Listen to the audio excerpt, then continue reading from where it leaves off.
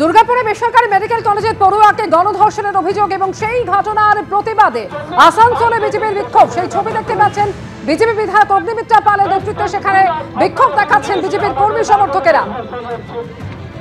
দুর্গাপুরের বেসরকারি মেডিকেল কলেজের দ্বিতীয় বর্ষের পড়ুয়াকে গণধর্ষণের অভিযোগ উঠেছে এবং ইতিমধ্যেই নিরাপত্তা নিয়ে প্রশ্ন উঠতে শুরু করেছে। আসানসোলের ছবি ঘুরতে দেখছেন, যেখানে বিজেপির তরফ থেকে বিক্ষোভ দেখানো হয়েছে, যেখানে নেতৃত্বে রয়েছেন বিজেপি বিধায়ক অগ্নিমিত্রা পাল। প্রতিনিধি কৌশিক নাতাইত এই মুহূর্তে সরাসরি রয়েছেন। কৌশিক,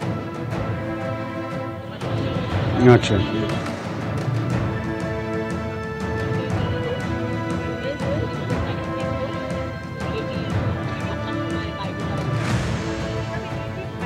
ছবি সরাসরি আপনারা দেখতে পাচ্ছেন। বিজেপির তরফ থেকে এই বিক্ষোভ দেখানো হচ্ছে আসানসোলে।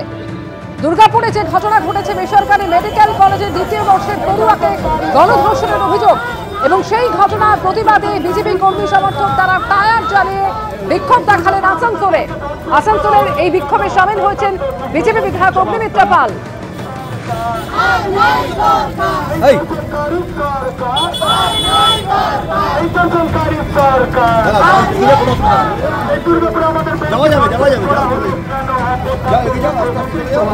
সরাসরি এই মুহূর্তে রয়েছেন আমাদের সঙ্গে প্রতিনিধি কৌশিক নাতাইত। কৌশিক, বিক্ষোভের সেই ছবি আমরা দেখতে পাচ্ছি। অগ্নিমিত্রা পাল তিনিও এই বিক্ষোভে রয়েছেন। কি দাবি বিজেপির?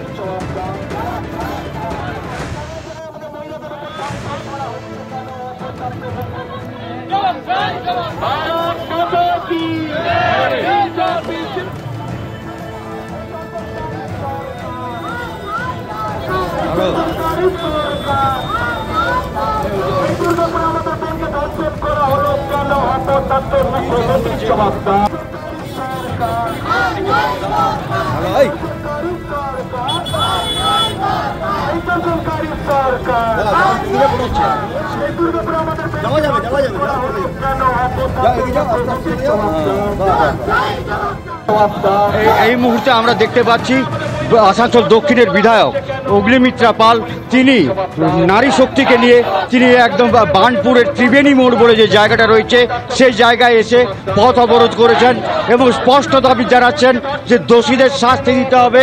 একের পর এক আরজিকর থেকে শুরু করে দুর্গাপুর, সে একের পর এক ঘটনাতে কোনো দোষী এখনো পর্যন্ত শাস্তি পায়নি এবং সে যেহেতু শাস্তি পায়নি তাই মুখ্যমন্ত্রীকে আরও শক্ত হাতে এগুলোকে দমন পীড়নের ইয়েতে করতে হবে। আমরা একবার কথা বলে নেব অগ্নিমিত্রা পালের সাথে। দুর্গাপুরে একটি সেকেন্ড ইয়ারের মেডিকেল স্টুডেন্টকে গণধর্ষণ করা হয়েছে। আমাদের ভাতা দিচ্ছেন লক্ষ্মীর ভান্ডার 1000 টাকা, আমাদের ভাঙা সাইকেল দেওয়া হয় সবুজ সাথী, লক্ষ্মীশ্রী, কিন্তু আমাদের কোনো সম্মান নেই, আমাদের কোনো সুরক্ষা নেই। যে কোনো সময় যে কেউ রেপড বা মোলেস্টেড হতে পারে। আর আমরা তো ছেড়েই দিলাম, আমরা তো রাজ্যের মেয়ে, একটা ভিন রাজ্যের পাশের রাজ্যের মেয়ে, উড়িষ্যার মেয়ে ডাক্তারি পড়তে এসে তাকেও ধর্ষিতা হতে হলো, তাও খাবার কিনতে গিয়ে সন্ধেবেলায়। এ কোথায় রয়েছি আমরা? মুখ্যমন্ত্রী স্টেটমেন্ট দিন, কি বলবেন? আমাদের চরিত্রে, এই মেয়েটি চরিত্রের দোষ।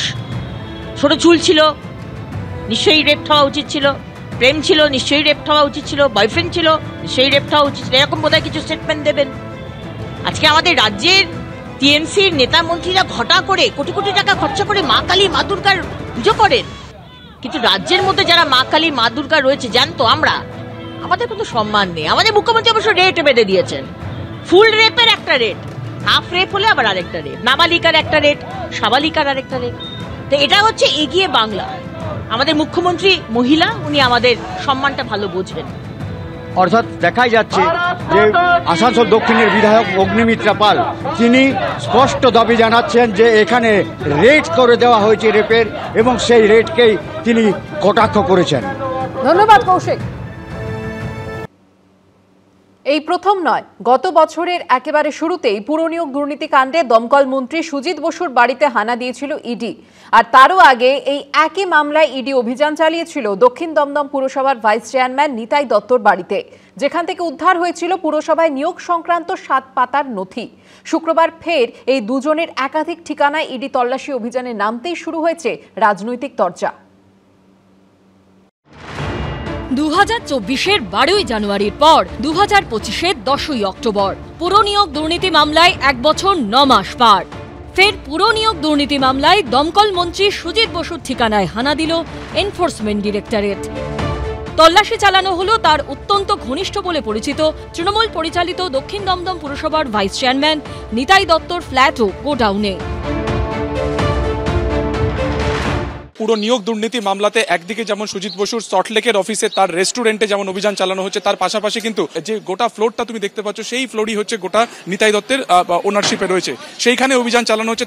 কিন্তু কে এই নিতাই দত্ত? কেনই বা পুরো নিয়োগ দুর্নীতি কাণ্ডে বারবার উঠে আসছে তার নাম? দক্ষিণ দমদম পুরসভার ভাইস চেয়ারম্যান নিতাই দত্ত 2022 সাল থেকে এই পদে রয়েছেন তিনি। পুরো নিয়োগ দুর্নীতির তদন্তে 2023 সালে 5ই অক্টোবর তৃণমূল নেতা নিতাই দত্তের বাড়িতে তল্লাশি চালিয়েছিল ইডি। সূত্রের দাবি সেখান থেকে নিয়োগ সংক্রান্ত 7 পাতার নথি এবং পুরসভায় নিয়োগ সংক্রান্ত অ্যাপয়েন্টমেন্ট লেটার উদ্ধার হয়। পরে নিতাই দত্তকে সিজিও কমপ্লেক্সে ডেকে একাধিকবার জিজ্ঞাসাবাদ করে ইডি। পুরো নিয়োগ দুর্নীতির তদন্তে ইডি এবং সিবিআইকে নির্দেশ আদালত দিয়েছিল, তাই আদালতের নির্দেশে কোনো সংস্থা যদি তদন্ত করে তাহলে তার সঙ্গে ক্রিয়া এবং প্রতিক্রিয়ার কোনো সম্পর্ক নেই। রুটিন ব্যাপার এবং তদন্তে যেখানে যেখানে যা যা হদিশ পাওয়া যাবে তল্লাশিতেও কেন্দ্রীয় সংস্থা সেখানেই যাবে। ভোট আসছে, মুভমেন্ট, বৃষ্টি বাদলা, রোদ্দুর, অনাবৃষ্টি, ঝোড়ো হাওয়া, বাতাস, শান্ত আবহাওয়া, এগুলো আবহাওয়া অফিস থেকে বোঝা যায়। আর ভোট আসছে কিনা এটা সিবিআই ইডির মুভমেন্ট থেকে বোঝা যায়। তো এবার বাকিটা সুজিত বসু তিনি ইতিমধ্যেই যা যা বলার বলেছেন, ফলে মানুষ বুঝতে পারছেন যে এগুলো ভোট আসছে রাজনৈতিক প্রচারের হাতিয়ার হিসেবে সিবিআই ইডিকে ব্যবহার করে কিছু নেগেটিভ খবর করানো, এগুলো সব বিজেপির রাজনৈতিক ভোট স্ট্র্যাটেজির মধ্যে পড়ে এগুলো। এর আগে যখন ইডি তার বাড়িতে হানা দিয়েছিল তখনও নিতাই দত্তর নাম উঠে এসেছিল সুজিত বসুর গলায়। আমার আত্মসহায়ক নিতাই দত্ত আছে, সবাই জানে। তার বাড়িতে ইডিকে পাঠিয়ে দেওয়া হলো, 12 ঘন্টা জেরা তাকে করা হলো। 12 ঘন্টায় কিছুই পেল না, তার বাড়ি থেকে কিছু পেল না, শুধু বলতে হবে একটাই নাম, সুজিত বোসের নামটা তুমি লিখে দাও, তোমাকে ছেড়ে দেবো। তদন্ত অভিযান, ম্যারাথন রেড, রাজনৈতিক চাপানোতর সব তো হচ্ছে, কিন্তু তদন্ত শেষ হবে কবে? দোষীরা শাস্তি কবে পাবে? তৃণমূলের বিরুদ্ধে যতগুলো তদন্ত হয়েছে একটাও দিনের আলো দেখেনি। দিল্লির দাদা আর বাংলার দিদির যে সখ্যতা, তার জন্য যে সাধারণ মানুষের জীবন জীবিকা শেষ হয়ে গেল। বাংলার মমতা বন্দ্যোপাধ্যায় দিদি আর কেন্দ্রের মোদিজি যতদিন থাকবেন একটা তদন্ত দিনের আলো দেখবেন না। দুর্নীতি কেলেঙ্কারি তদন্ত এসব দিনের পর দিন দেখে চলেছে রাজ্যবাসী, কিন্তু রেজাল্ট কবে দেখতে পাবে তারা? শিবাশিস মৌলিক, আশাবুল হোসেন ও সুকান্ত মুখোপাধ্যায়ের রিপোর্ট, এবিপি আনন্দ।